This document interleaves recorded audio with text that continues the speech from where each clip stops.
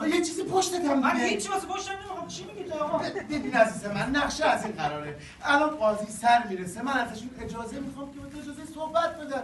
تو این بچه آدم به دست و پاش میفتی و میگی که زمانی که در آرامش زندان بودی خوب فکر کردی و پی به اعمال جنایت بال خودت بردی. ها ببینم تو وکیل من یا وکیل اینا، چی واسه خودت میگی؟ من یه حرفی زدم کدوم اعمال جنایت بود؟ ببین عزیز من، درسته قیافه قاضی یکم خشنه اما دلش مهربونه. ببین قاضی نمیتونه جلو ادرارش رو بگیره، دادستان هم کلا هی ادرار میکنه، منشی هم که اصلا هیچ کار خاصی انجام نمیده. اینا همه با هم فکر کنن نهایتا 5 تا 10 سال به دست 10 سال؟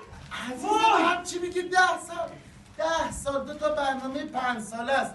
تازه وقتی برگردی بچه‌هات بزرگ شدن، عروسی کردن، نوه‌دار شدی. فکر کن با من 10 سال چی کار کنم آخه تو زندگی؟ ببین عزیزم، از این کلمه 10 خیلی میترسی. 2 تا عدد 1 و 0.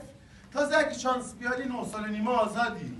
بعدش من 2 تا رفیق دارم، اونا آشنان، میفرستنت معادن اورانیوم اونجا مثل خر کار میکنی. هر 1 سال 3 سال حساب میشه، یعنی تو 3 سال آزادی. آره 3 ساله کچل عقیم بدونمون. آره کچل. تازه وقتی که بارون میاد تی میکشی قشنگ صاف میشه. عقیمم شدی که شدی، 2 تا بچه داری. بچه خواستی من ببینم.